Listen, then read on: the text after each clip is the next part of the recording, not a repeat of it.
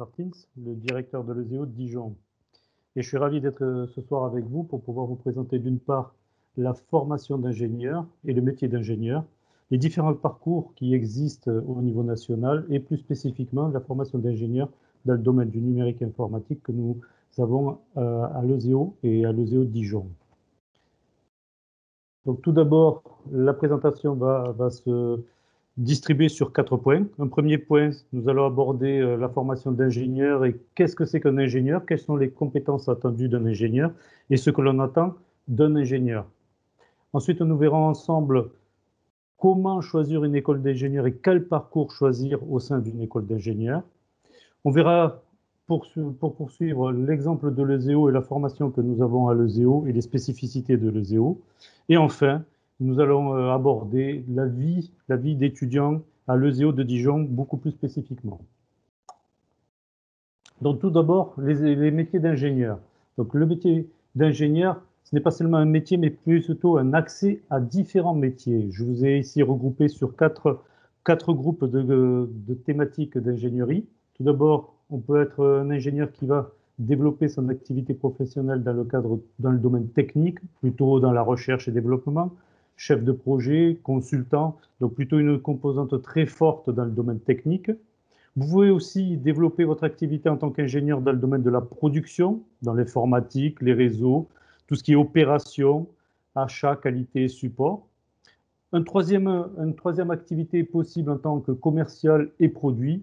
Là, vous serez plutôt responsable de marketing, responsable de produits, technico-commercial. Donc, on allie ici la partie commerciale et la partie technique. Et pour finir, bien sûr, vous pourrez aussi développer une activité de management, de direction, donc gestion d'équipe, manager des équipes et diriger, pourquoi pas, un groupe d'ingénieurs, de chercheurs. Donc l'ingénieur, c'est aussi une formation et des compétences polyvalentes. Nous formons des ingénieurs, bien sûr, des ingénieurs généralistes dans le domaine de l'électronique et du numérique, mais nous voulons avoir des experts dans ces domaines-là, mais aussi des personnes qui soient ouvertes d'esprit. Donc qui aient un esprit rationnel, une capacité d'analyse qui puisse résoudre les différents problèmes techniques qu'ils vont rencontrer. Mais nous voulons aussi des ingénieurs qui soient créatifs, innovants, qui soient capables d'entreprendre, qui soient capables aussi de travailler en équipe et qui puissent entraîner ces équipes à atteindre les objectifs qui se sont fixés. Donc quand même un ingénieur à un large spectre qui peut organiser et donc diriger et manager des équipes. Avec aussi une capacité, un dernier point, une capacité de l'ingénieur qui peut rebondir, pourquoi pas changer de métier, changer d'activité et même de secteur. Donc le monde bouge, le monde change, vous en êtes tous rendus compte, fruit aujourd'hui de cette présentation en virtuel, chose qui ne se faisait pas auparavant, nous étions tous en présentiel, mais la crise sanitaire en a voulu autrement. Et donc le monde bouge et le numérique est de plus en plus proche de nous dans nos vies, que ce soit dans le domaine des transports, dans le domaine industriel, mais aussi dans la santé. Énormément d'outils technologiques interviennent dans le domaine de la santé, que ce soit dans le diagnostic, dans l'analyse d'images et même dans le suivi de substances actives pour soigner les personnes. Bien sûr, dans le commerce, vous avez tous essayé dernièrement tout ce qui est le e-commerce, donc l'électronique et l'informatique est très présente aussi dans le commerce. Dans la vie de tous les jours, dans la domotique, nous allons développer plusieurs projets et activités à l'ESEO Dijon spécifiquement, puisque nous sommes en partenariat avec une deuxième école d'ingénieurs qui est plutôt à vocation bâtiments et travaux publics, qui est le STP. Aussi dans le domaine des agglomérations, les villes sont de plus en plus connectées au monde, aux personnes. Donc il faut faire toujours une gestion énergétique, mais aussi une connexion permanente des activités, que ce soit culturelles ou autres, les transports, et essentiellement aussi dans l'agriculture, chose que l'on ne pourrait peut-être pas imaginer, mais l'agriculture est de plus en plus connectée pour tout ce qui est gestion des productions agricoles. Donc vous avez ici un petit éventail de toutes les activités qui sont développées dans le domaine du numérique, dans le monde connecté de nos jours. On a constaté au niveau national, et c'est une étude de la CDFI qui a été faite, qu'il y a une certaine pénurie, malgré le fait qu'on a besoin autant d'ingénieurs dans le domaine de l'électronique et du numérique, il y a une pénurie d'ingénieurs. Nous formons actuellement 35 000 ingénieurs par an, toutes écoles d'ingénieurs confondues, et il nous en faudrait 50 000. Donc il y a une forte pénurie. Et donc une forte demande aussi des industriels qui sont friands d'ingénieurs dans les domaines d'activité divers et variés, et spécifiquement dans l'électronique et l'informatique. Donc c'est une situation pour nos étudiants, et nous en sommes très satisfaits, de plein emploi, où ils ont une multiplicité de choix et de débouchés possibles, et où ils peuvent encore, bien évidemment, pouvoir négocier leur salaire lors de leur premier emploi, avec de grandes perspectives d'évolution au sein des entreprises où ils sont intégrés. Le ZEO a aussi, en parallèle, fait une enquête et essayé de cibler quels seraient les métiers et les compétences les plus recherchés dans le futur. Et il est ressorti de cette enquête que nous avons fait au sein de l'ESEO auprès de 700 entreprises que les principaux axes de demandeurs d'ingénieurs seraient dans l'e-santé, c'est-à-dire les domaines d'activité qui lient le numérique et la santé. Dans les villes intelligentes, je vous en ai parlé précédemment, donc les smart cities, et spécifiquement sur Dijon, où nous avons un grand projet qui est développé par Dijon Métropole, qui est On Dijon, donc la ville intelligente, la ville connectée. Dans les transports du futur, bien sûr, dans l'industrie 4.0, on ne peut concevoir l'industrie actuellement sans allier le numérique et l'informatique. Bien sûr, les objets connectés et l'électronique, les capteurs qui va de soi pour pouvoir mesurer en temps réel l'évolution, que ce soit en termes productifs ou en termes d'information. Et qui parle d'informatique va bien sûr parler de sécurité, donc de cybersécurité. Il faut protéger les données et pouvoir ensuite les analyser concrètement pour pouvoir en tirer des conclusions et prendre des décisions. Transversalement à toutes ces activités, on ne peut pas oublier l'intelligence artificielle qui s'insère de façon transversale dans toutes les activités du domaine du numérique et de l'informatique. L'efficacité, bien sûr, énergétique, là, plutôt à vocation au niveau des agglomérations et des grandes villes. Le big data et la direction de projet. Le deuxième point que nous allons aborder, c'est les écoles d'ingénieurs et les différents parcours que vous pouvez avoir. Voici donc les parcours qui sont proposés par le ZEO. Si vous vous trouvez en terminale générale, vous avez la possibilité d'intégrer le ZEO sur sa prépa intégrée technologique et internationale en première année via un concours qui est le concours Puissance Alpha. Et donc vous aurez un parcours de 2 années de classe préparatoire intégrée, suivi ensuite de 3 années de cycle ingénieur. C'est un parcours sécurisé puisqu'il n'y a pas de concours. Vous êtes dans une formation d'ingénieur dès la première année et le déroulé se fait sur les 5 ans. Donc il suffit de répondre aux critères minimum de qualité pour pouvoir passer, mais il n'y a pas de concours associé. Donc c'est vraiment un parcours sécurisé. Une autre possibilité, c'est que vous pouvez intégrer le ZEO via le bachelor. Le bachelor est une formation qui allie une composante plutôt professionnelle et académique qui vous permet d'avoir au bout de 3 ans un diplôme, le bachelor. Soit vous rentrez dans la vie active, soit vous pouvez intégrer avec une passerelle la 2e année du cycle ingénieur. Vous pouvez aussi intégrer le ZEO lors d'un passage par une classe préparatoire, donc une CPGE sur 2 ans.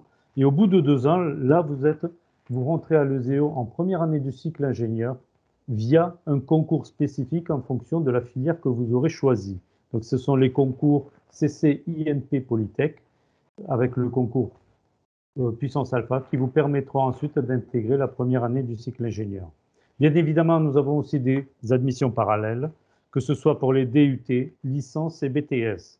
En fonction des années, vous aurez ensuite la possibilité d'intégrer via les admissions parallèles la première année du cycle ingénieur. Une fois que vous êtes dans le cycle ingénieur, vous aurez une série d'options dont je vais aborder un peu plus loin dans ma présentation. Vous avez aussi la possibilité, en fin de cursus du cycle ingénieur, de faire des doubles diplômes. Quel est l'avantage d'un double diplôme? C'est que pour une année supplémentaire, vous aurez 2 diplômes. Et ceci est intéressant lorsque vous enrichissez en termes de compétences votre CV et donc les connaissances et compétences que vous allez avoir. C'est-à-dire, vous pouvez faire donc votre cycle ingénieur à l'ESEO, donc vous aurez une expérience vraiment fine sur tout ce qui est informatique électronique, mais vous pouvez faire aussi en bidiplôme une école de management. Et donc, vous aurez la double casquette et donc 2 diplômes pour une année supplémentaire, ce qui est beaucoup plus enrichissant en termes de recrutement auprès des entreprises. Comment choisir une école d'ingénieur? Tout d'abord, par ses spécialités, ses options. Si vous voulez construire votre parcours professionnel, si vous avez déjà une idée sur votre parcours professionnel, il est très important que vous vous renseigniez sur les spécialités et les options qui sont proposées. Et bien évidemment sur les débouchés qui sont proposés aux étudiants. Quels sont les partenariats qu'ils peuvent avoir avec les entreprises? Combien d'entreprises? Combien de partenariats internationaux ont-ils? Tout ceci va enrichir votre démarche pour pouvoir choisir l'école et donc la formation la plus en adéquation avec ce que vous voulez comme profil et comme construction professionnelle. L'alternance et l'apprentissage est aussi une des possibilités qui vous sont offertes. Donc, bien vous renseigner sur toutes ces possibilités, tous ces parcours qui vous permettent ensuite de construire votre parcours professionnel. Pour ceux qui sont en terminale, donc ils ont le parcours post-bac et donc la possibilité de rentrer soit directement sur une prépa intégrée comme nous avons à l'ESEO, soit sur une prépa beaucoup plus classique, soit sur un bachelor.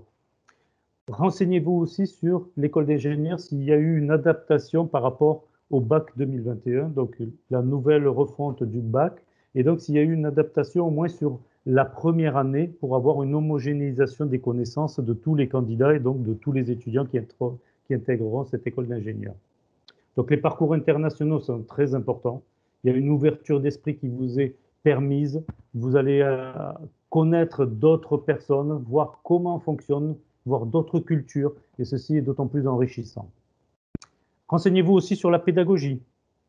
Est-ce qu'il y a une pédagogie inversée? Est-ce que c'est une formation par petits groupes? Est-ce qu'il y a un accompagnement des étudiants, une proximité entre les enseignants et les étudiants, ce qui vous permet ensuite de garantir une continuité pédagogique tout au long des 5 années.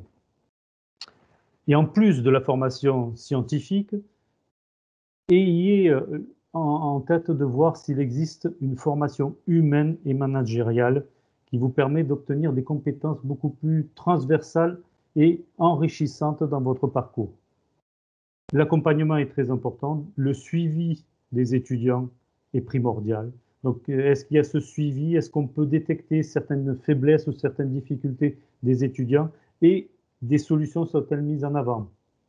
L'entrepreneuriat est tout aussi important, ce qui vous permet d'avoir une certaine composante beaucoup plus créative et innovatrice et permet de rebondir dans des projets que vous aurez à charge pour pouvoir les développer au mieux. Voyez aussi si les moyens et les équipements sont à la hauteur de vos espérances et des formations qui vous sont proposées. Donc en termes de moyens techniques, est-ce que tous les équipements sont bien présents pour pouvoir développer et former des ingénieurs dans les domaines qui vous seront proposés? Est-ce que l'école est une école publique, privée ou associative ESPIG, donc c'est-à-dire une école d'enseignement supérieur privé d'intérêt général? Et surtout, vous avez ici le logo juste au-dessus. Est-ce que l'école est accréditée par la commission des titres d'ingénieur? Ce qui crédibilise d'autant plus la formation dans laquelle vous vous trouverez. Le troisième point, nous avons vu donc une vision d'ensemble de ce qu'est qu'une école d'ingénieur, ce qu'est un ingénieur et les différents parcours qui vous sont proposés. Et on va prendre à titre d'exemple la formation de l'ESEO. Donc l'ESEO, c'est un seul diplôme qui est enseigné sur 3 campus. Un premier campus sur Angers, où vous avez là les classes préparatoires, le cycle ingénieur, la formation d'ingénieur par apprentissage et le bachelor. Sur Paris, on a aussi une deuxième école d'ingénieurs qui propose un cycle préparatoire, préparatoire international et technologique, un cycle d'ingénieurs et pour 2022, on est en train de préparer donc une formation d'ingénieur par apprentissage. Sur Dijon, nous avons ouvert cette année pour la première fois le cycle d'ingénieurs et nous avons donc une classe préparatoire, un cycle préparatoire international et technologique en fonctionnement et le cycle d'ingénieur qui a donc ouvert cette année pour la première fois. Donc nous avons 3 campus, un seul diplôme. Le ZEO existe depuis 64 ans, donc 64 ans d'expérience que nous avons consolidée au fur et à mesure des années qui passent. Plus de 1500 étudiants, 6000 diplômés et 60 entreprises ou clubs d'entreprises EZEO. Donc nous sommes labellisés ESPI, bien sûr reconnus par la commission des titres d'ingénieur, et nous faisons partie de la FESI, qui est le regroupement des écoles supérieures d'intérêt public. Les formations à l'EZEO, vous avez donc ici une présentation des différentes formations que vous pouvez entreprendre au sein de l'EZEO, que ce soit sur Angers, Paris et Dijon. Donc nous avons ici donc notre cycle préparatoire sur 2 années en bleu, le cycle d'ingénieur sur 3 années en orange, avec 18 options à la clé distribuées sur les 3 campus. Donc la possibilité de faire une formation de bachelor sur 3 ans et de basculer au bout de la 3e année sur la 2e année du cycle ingénieur, ou alors dès la 2e année de votre bachelor, suivre la 1re année du cycle ingénieur par apprentissage. Au bout de cette formation de cycle ingénieur de 3 ans, vous obtenez le diplôme d'ingénieur. Et comme j'ai fait référence précédemment, le gros avantage, c'est que nous avons 50 bidiplômes internationaux et nationaux dans le domaine de différentes activités professionnelles ainsi que dans la recherche. Donc vous allez enrichir votre CV par une année supplémentaire et obtenir ainsi 2 diplômes. Il y a ici une formation spécifique désignée par Passenger. Passenger, c'est une formation qui est concentrée sur le 2e semestre, qui est accessible pour les étudiants qui seraient dans un parcours type classe préparatoire, médecine ou autre école d'ingénieur et qui auraient certaines difficultés à suivre ce parcours. Donc nous faisons une formation spécifique sur un semestre par petits groupes, ce qui leur permet ensuite de ne pas perdre une année, de ne pas être en échec scolaire et de pouvoir rebondir directement ensuite sur la 2e année du cycle préparatoire. Voici les 18 options dont je vous ai parlé. Donc 18 options réparties sur les 3 sites. En bleu, les options qui sont proposées sur Angers. En orange, celles sur Paris-Vélizy. Et bien sûr, en rouge, les 3 options que nous aurons sur Dijon.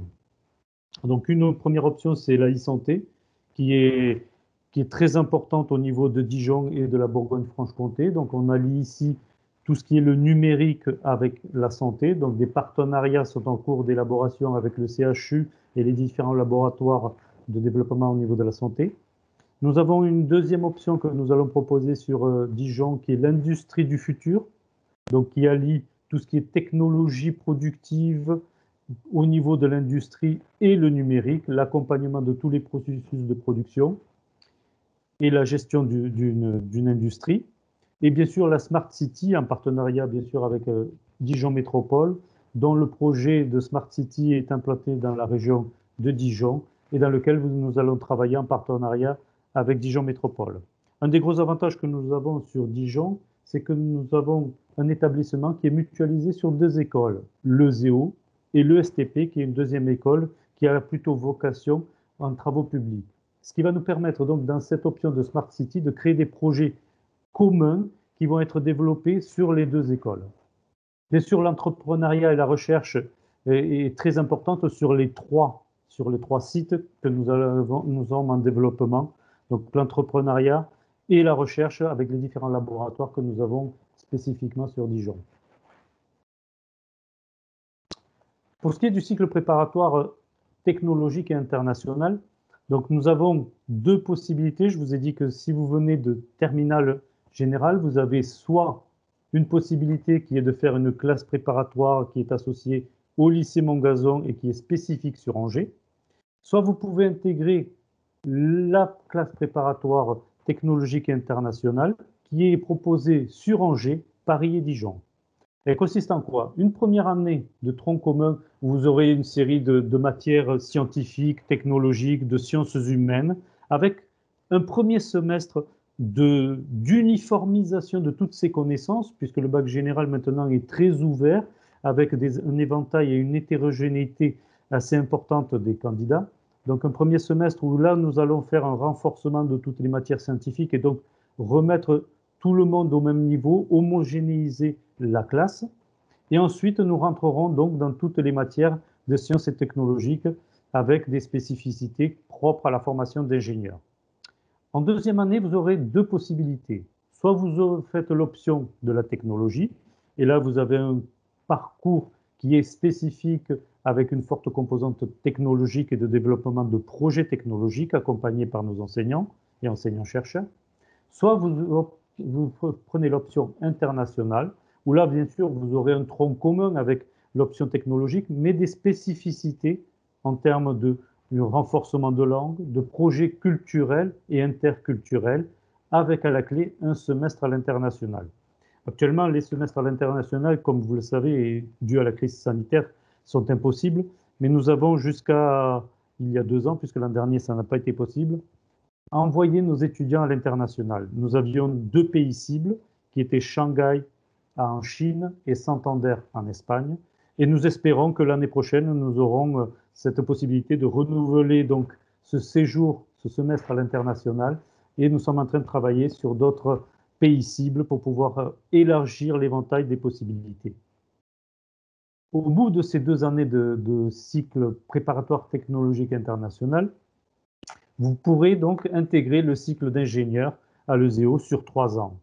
Donc une formation spécifique dans le domaine de l'électronique et de l'informatique qui vont vous permettre ensuite d'obtenir le diplôme généraliste d'ingénieur ESEO.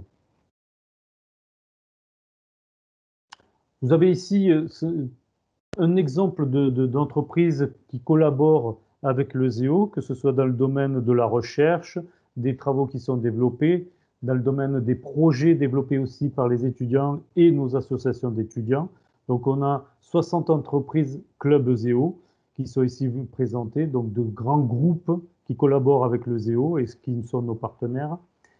Important aussi, c'est que dans le cadre de la formation d'ingénieurs, dans le cycle ingénieur, certains intervenants sont des professionnels justement de ces entreprises, des ingénieurs spécifiques qui ont une forte expérience dans le domaine industriel et qui enrichissent la formation de l'ESEO justement par cette expérience. De 6000 diplômés dans 1400 entreprises qui sont distribuées dans toutes ces entreprises. À titre d'information, vous avez tout à fait en bas un tableau qui vous indique un petit peu l'insertion professionnelle à 6 mois et, ce qui est important pour nous, avant la sortie et donc avant la diplomation. Comme vous pouvez constater, au fur et à mesure des années, le pourcentage d'insertion professionnelle à 6 mois, on atteint en 2019 quasiment 100% d'intégration et d'insertion professionnelle. Et avant la sortie, donc avant la diplomation des étudiants, on a un pourcentage qui est conséquent de 85%. Donc une quasi-garantie d'obtention d'une activité professionnelle d'ingénieur au bout des 5 années de formation.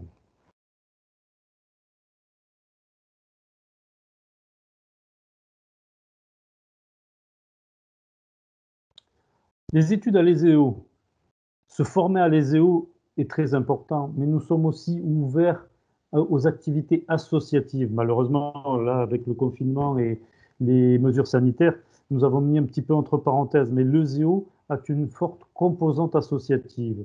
Donc, fruit de ces 64 années d'expérience, nous avons fait le choix de développer des associations au sein de l'ESEO via le bureau des élèves. Et donc, ce choix est très important pour nous. Les activités qui y sont développées sont tout aussi enrichissantes et même beaucoup plus enrichissante puisque c'est une mise en pratique des connaissances et de la formation que nous avons au sein de l'ESEO. Donc nous développons beaucoup ces valeurs, cet esprit de formation et de formation humaine est très importante à l'ESEO.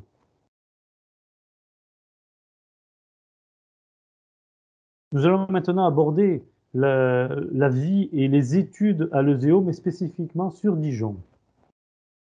Donc sur Dijon, actuellement nous sommes dans un établissement qui est provisoire et temporaire puisque nous sommes en train de construire un bâtiment définitif qui va se trouver dans le campus universitaire de l'Université de Bourgogne. Et donc dans ce campus provisoire, nous sommes hébergés et nous mutualisons donc cet établissement avec l'ESTP, qui est donc une école d'ingénieurs, comme je vous ai dit précédemment, qui est plutôt dans le domaine des travaux publics. Dans le futur bâtiment que vous avez là en photo, nous serons là aussi dans un établissement qui sera partagé avec le STP. Donc nous allons continuer avec le STP. C'est la première fois au niveau national qu'il existe au sein d'un même établissement deux grandes écoles d'ingénieurs. Donc un futur bâtiment qui aura une surface de 10 000 m² avec des équipements qui seront à la pointe de la technologie. On ne pouvait pas faire autrement étant dans le domaine du numérique. Et à terme, le ZEO sur Dijon aura 500 à 700 étudiants qui seront donc hébergés dans cet établissement. Dans ces 10 000 m² de surface, vous aurez des laboratoires, vous aurez des salles de cours et 500 m² qui seront justement dédiés à la vie associative et donc au bureau des études, au développement de toutes les associations, que ce soit des associations technologiques, sportives et même culturelles.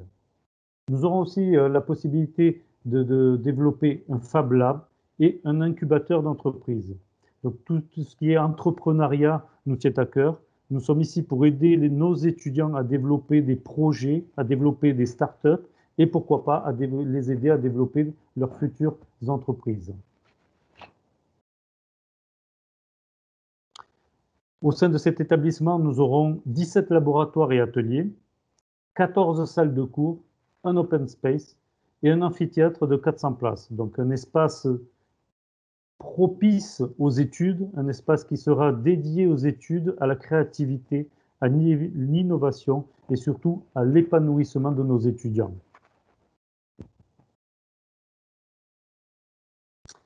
Dijon est une grande métropole universitaire, puisque nous avons ici à Dijon un campus universitaire dans lequel nous aurons notre établissement d'enseignement supérieur, notre école d'ingénieurs.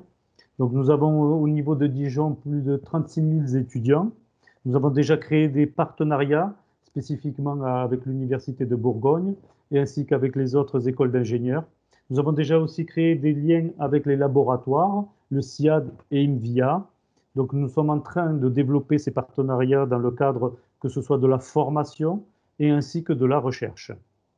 Donc au sein de la Bourgogne-Franche-Comté, nous avons plus de 400 formations, 29 laboratoires de recherche donc, qui vont vous permettre de développer toutes les activités de recherche et pourquoi pas développer une thèse, un doctorat dans le domaine numérique, dans le domaine informatique avec nos partenaires.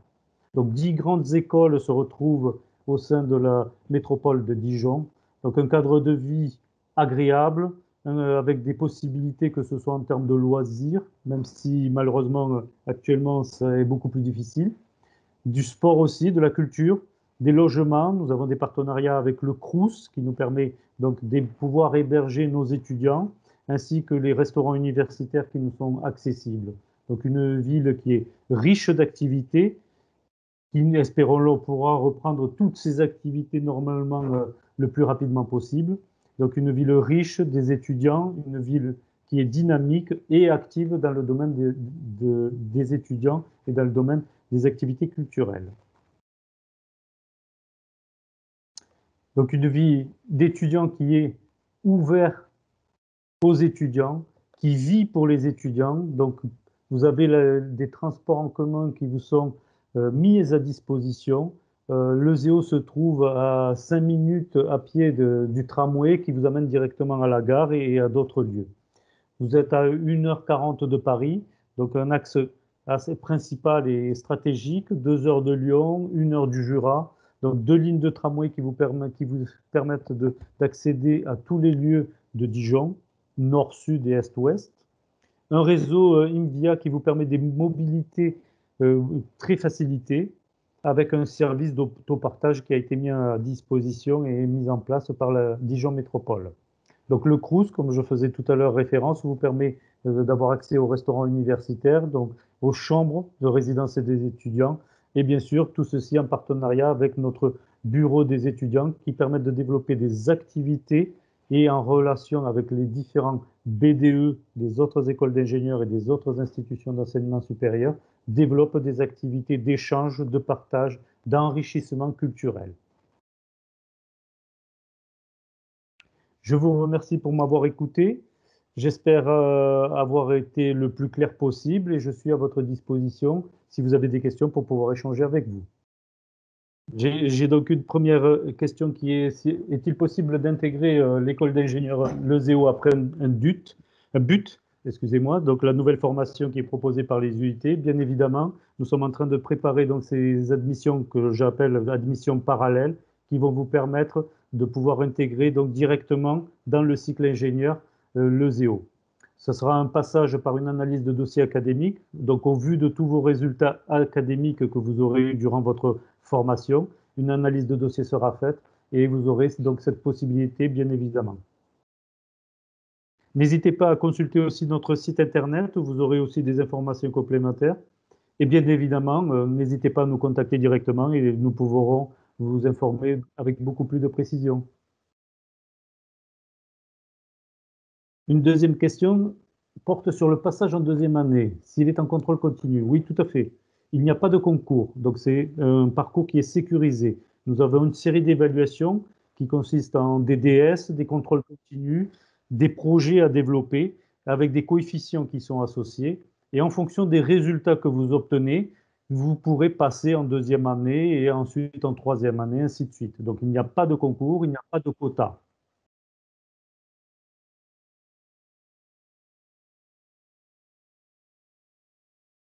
Les spécialités de terminale pour pouvoir intégrer le ZEO. Donc, dans le cadre de la réforme du bac, il y a plusieurs spécialités que vous avez eu accès. Donc, tout d'abord, vous avez eu des spécialités en classe de première. Et pour spécifiquement la classe de terminale, il existe plusieurs combinaisons possibles et deux combinaisons sont préconisées dans le cadre du concours Puissance Alpha. La première, c'est avoir une spécialité de mathématiques plus une deuxième spécialité scientifique. Et dans le domaine des scientifiques, ça peut être de la physique, de l'informatique, SVT, donc une spécialité scientifique non spécifiée. Une deuxième combinaison possible sera prendre deux spécialités scientifiques et avoir une option de mathématiques complémentaires. Donc, ce qui vous permet quand même d'avoir un éventail de possibilités et de possibilités importantes. Et ensuite, au sein de l'ESEO, lors du premier semestre, vous aurez une formation spécifique qui permettra d'avoir donc une promotion beaucoup plus homogène en termes scientifiques pour pouvoir garantir mesures physiques aussi, GE2I, mesures physiques, GE2I, informatique. Le nombre de places qui sont offertes. Il y a des nombres de places qui sont proposés au niveau de Parcoursup spécifiques sur chacun des sites. Vous aurez 150 places qui vont être proposées sur Angers, 90 places sur Paris et 45 places sur Dijon. Et donc ensuite, en fonction de votre profil et de votre parcours académique en terminale et en première, le concours Puissance Alpha va faire une hiérarchisation des candidats et ensuite va vous proposer, donc, si vous, sur Parcoursup, si vous vous positionnez sur le ZEO, va donc vous proposer l'un des sites ou les trois sites en fonction de votre niveau académique. Nous ne faisons pas de critères de sélection basés sur les sites où se trouvent les étudiants. Nous faisons plutôt une sélection par rapport au profil et aux résultats académiques que les étudiants ont eus. C'est-à-dire que vous pouvez aussi bien postuler sur Paris, sur Angers, sur Dijon, et ce qui va compter en termes de sélection, c'est les résultats que vous aurez eus au niveau de votre formation académique antérieure. Les options vont être faites, tout dépend de la formation. Si vous arrivez par le biais de la formation prépa intégrée, vous aurez donc une sélection, on va vous faire une présentation des différentes options, donc des 18 options. Et ensuite, en fin de troisième année, c'est-à-dire lors de la première année du cycle ingénieur, on va vous demander de vous positionner sur l'une des 18 options qui sont proposées au sein de l'ESEO, pour pouvoir ensuite, en deuxième année du cycle ingénieur, aborder donc ces thématiques spécifiques dans les options. Donc ceci se fait dans un cadre bien défini et accompagné par des services académiques. Tout va dépendre, cette question est tout à fait pertinente sur les options et s'il y a un classement pour pouvoir hiérarchiser et choisir les options. Ceci va dépendre des places que nous allons proposer au niveau des options et bien sûr de l'engouement des étudiants à se positionner sur une ou autre option. Si nous avons plus de demandes sur une option que de places offertes, bien évidemment qu'on met en place un classement et donc une hiérarchisation au vu des résultats que les étudiants auront obtenus dans la formation antérieure.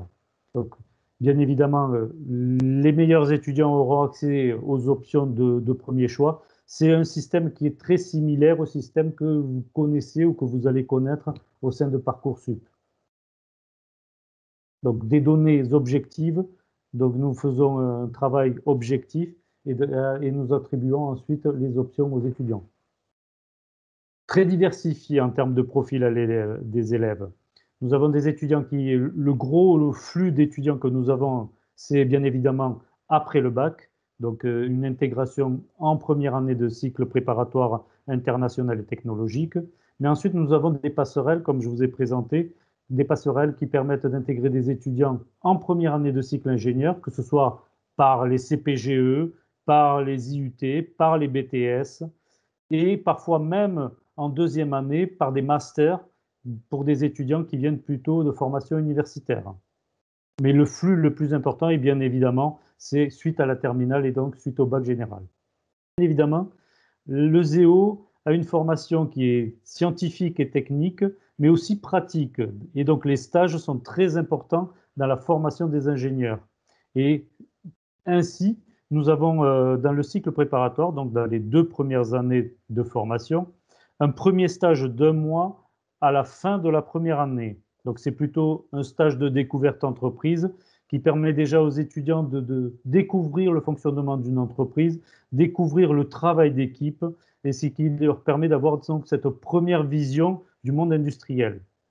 Ensuite, en deuxième année, si vous optez pour la composante plutôt internationale, vous aurez un séjour à l'international qui va de plus enrichir vos connaissances et vos compétences. Un deuxième stage va vous apparaître lors de votre deuxième année de cycle ingénieur. Et là, vous aurez un stage de 4 mois, déjà un stage d'assistant ingénieur qui va vous permettre déjà de vraiment rentrer dans le vif du sujet de la formation d'ingénieur.